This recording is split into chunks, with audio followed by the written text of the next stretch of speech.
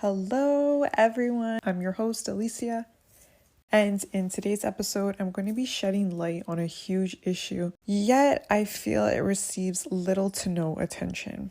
Today's episode is going to be spotlighting sex trafficking in Peel. This issue is especially dear to my heart because I grew up in Peel, Brampton to be specific, and I feel it is crucial we speak on issues within our communities. Throughout writing and researching this episode, it triggered some memories for me. I remember being in high school and I had a friend who actually got involved in prostitution. So I thought about her throughout this episode, the times we chilled, and what she's up to now. Initially, when I began writing the intro to this episode, I included a more in-depth story involving her. However, I decided to omit it. However, since she is not in this episode and I'm no longer in contact with her to dive deep on the situation, I don't want to paint a false narrative just to make it sound good for the show.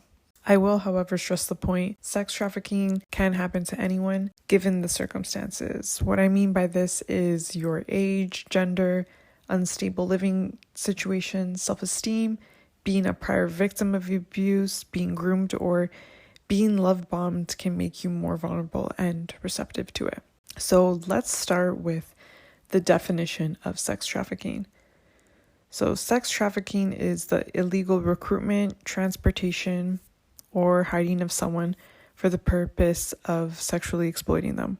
I want to make the point that sex trafficking and sex work are different. I'm going to be using the definition from magazine editor and abolitionist organizer Deshaun Harrison to make this clear.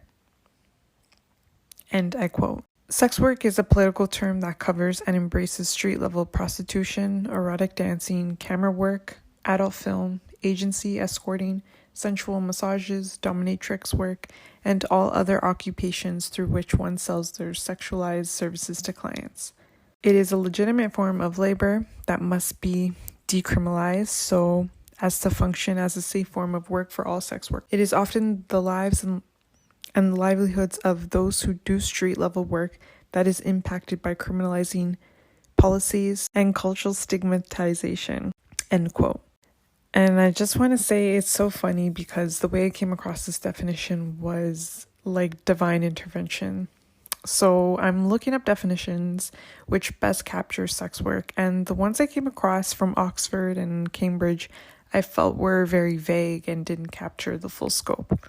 So I decided to take a quick music break, and Kalani's Can I music video came to mind because I remembered it was pro-sex work. So I'm watching, vibing, singing along, and at the end this beautiful definition presents itself and I'm like, yes, that's it. I don't know if subconsciously I remember this as I've seen the video before, but initially pulling the video up, that wasn't my intention. Sex work needs a whole episode on its own, so I won't be diving deep today, but perhaps in a future episode. So for those of you unfamiliar with Peel, it includes the cities of Mississauga and Brampton and the town of Caledon, and is located in Ontario, Canada. The population is 1.45 million as reported by Peel Region in the second quarter of 2020. So you may be wondering what makes Peel a sex trafficking hotspot. Well, its location. It's near all major highways, the 400 series in particular, and the Toronto Pearson International Airport. To put this issue in perspective, it should be noted that 70% of Ontario's reported cases of human trafficking are for sexual exploitation. So we can see here that Peel Regional Police have conducted over half of all human trafficking investigations in Canada. So now I'm going to go over a few more stats. And though the stats reflect all human trafficking cases, even ones including labor, the majority of these cases that we will be referring to are in regards to sexual exploitation. 12 to 24 years old is the average age of victims, and 63% of victims trafficked in Ontario are Canadian citizens.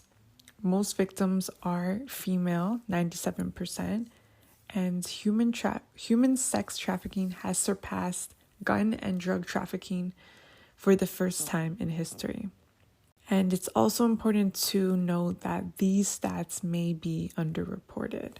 So who is most at risk? People who are at a higher risk for being sex trafficked are women and girls, homeless and marginalized youth, youth who struggle with self-esteem, bullying, discrimination, poverty, abuse, isolation, and other social or family issues, Indigenous women and girls, and people with addiction, mental illness, and developmental disabilities. So how does sex trafficking happen? Well, traffickers or pimps identify and target a person's vulnerabilities to gain trust and form a bond. So a big part of what keeps people in sex trafficking is if there are no physical restrictions necessarily put on them, it's more about control and manipulation. So people may be closely monitored, or they may not even fully realize what's going on and the situation that they're actually in, as traffickers can control and manipulate victims using various tactics such as emotional abuse, lies, addiction, threats, violence, isolation, taking control of their identification such as documents, IDs, or money. Some people may actually fear their trafficker or law enforcement, or they may even be manipulated to believe it's better to stay with their trafficker, or that this person is the only one who cares for them. And I know this may sound hard to believe for some, but if you look at it from a different perspective, the person targeted to be trafficked in the sex industry was vulnerable in some way, and the trafficker most likely played on a need of theirs, whether that was to be loved or taken care of, hence creating such a strong bond. So now I'm going to get into the grooming stage and signs to look for if someone is being sex trafficked. So grooming is essentially the pre-stage to being trafficked. It's all about building trust and a relationship or a bond with their target, whether that entails pretending to be their friend, boyfriend, or girlfriend. The victim may be showered with attention, compliments, gifts, and affection. Eventually, this transitions into sex trafficking as the trafficker may make a proposal and claim the person owes them money for all the money that they've previously spent on them.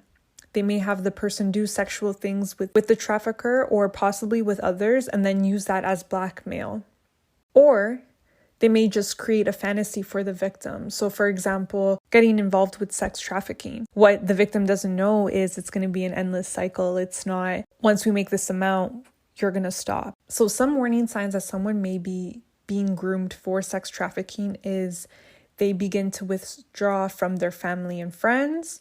They're very secretive about their activities. They have a new boyfriend or girlfriend or even a friend, and they won't introduce them to friends and family. They suddenly start spending time with an older person or older people. They begin staying out later or more often. They're absent from school, or there's a decline in school performance. They start wearing more sexualized clothing. They may have new clothing and jewelry that they cannot afford to buy. They may have a second or a new cell phone with a secret number. Or they may have visible signs of branding, so particularly a tattoo with someone's name on it. Someone may be a victim of sex trafficking if they're not allowed to speak for themselves and their activities are controlled by someone else. They're under the age of 18 and they're involved in prostitution or sex work. They don't have their own belongings or money, and they don't control their own passport or other documents. And they move around frequently and may not know their surroundings. Again, this is just a few examples. There's definitely more signs, but I just wanted to note some key ones. So let's talk about prevention. So awareness is key. So children being aware of what grooming looks like from an early age. Traffickers use abuse and control to keep their victims under control. So the key thing is to spot the warning signs and seek help. Peel's response to sex trafficking has been as follows. In June of 2018, Peel Regional Council endorsed a strategy to address human trafficking in Peel. This is a 3-year pilot of $1.8 million a year for services for victims, survivors, and those at risk of human sex trafficking. This strategy aligns with Ontario's anti-human trafficking strategy 2020 to 2025. Peel's strategy addresses human sex trafficking through prevention, coordination, and educational programming. Intervention increases access to services for victims and survivors. Case management, trauma counseling, outreach, system navigation, life skills, continuing education, family reunification, and exit. So an increased access to housing for victims and survivors. All of these services are free of charge and will be offered off-site at the confidential hub location. The Integrated Services Hub was scheduled to open fall of 2020, and I can confirm it is now opened. Now I'm going to get into the critique of this strategy. So as of April 15th, 2020, Peel did open the Emergency Shelter for Human Trafficking operated by Elizabeth Fry Society. For those of you unfamiliar with Elizabeth Fry Society, they help women and girls involved in the Canadian justice system. So the shelter offers 6 beds. In an article by The Pointer published on July 2nd, 2020, the program has already helped 4 people since April. However, due to social distancing restrictions, the house is now operating at only half capacity. This emergency shelter online. Now, I do understand that in order to protect victims and not have traffickers look for their victims, confidentiality is key.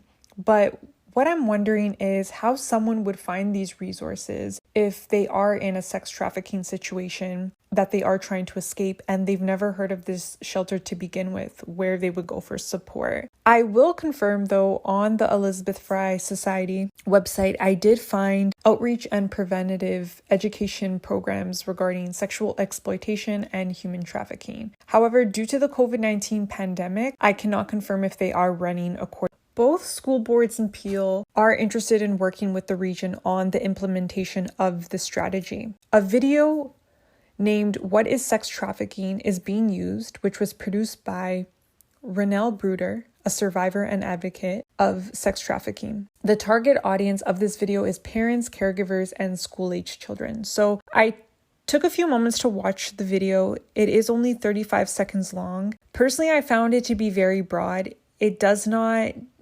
define sex trafficking, and it uses very vague language. For example, it says, "I know it's been on the news a lot lately, thinking this could never happen to your friends. It's happening across Canada."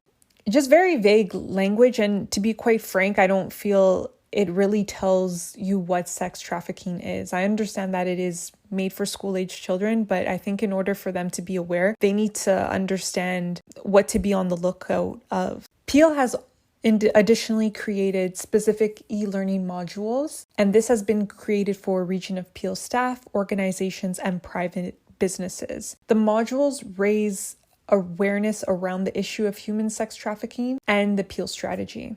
Also, a more generalized version of the e-learning module has also been created for private businesses, not-for-profit organizations, and municipalities. So my experience going through the e-learning module was it is more informative and detailed, but my only concern is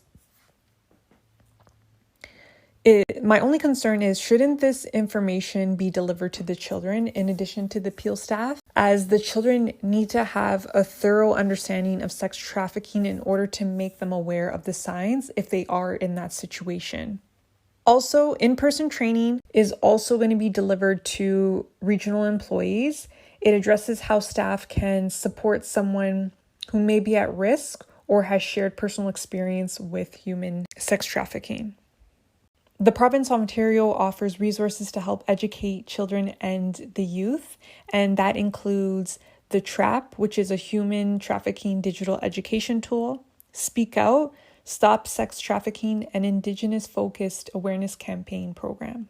Overall, I think it is great that Peel and the province of Ontario are offering these education tools. However, I just hope that it is being programmed in all the schools across Ontario. And despite all the changes that have occurred due to the pandemic, that this education is being prioritized and carried out.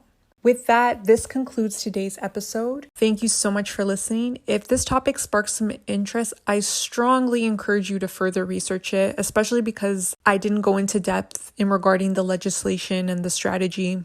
Thank you so much for listening. Until next time, bye everyone, and have a great day.